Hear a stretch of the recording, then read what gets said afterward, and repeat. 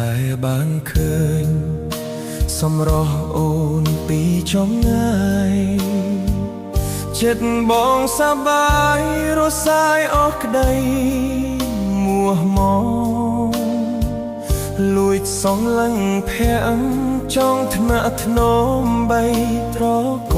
ងតែចិត្តបង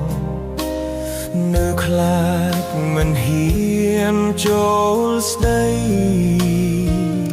តើអូនដឹងទេមានមនុស្សម្នាក់លួចស្នេហ៍តាមមើលមាសមេគ្រប់វេលាមិនដែលឃ្លាតទោះបីរូបបងមិនហ៊ានចូលក្បែរត្រានត្រៃបែចិត្តធ្លាប់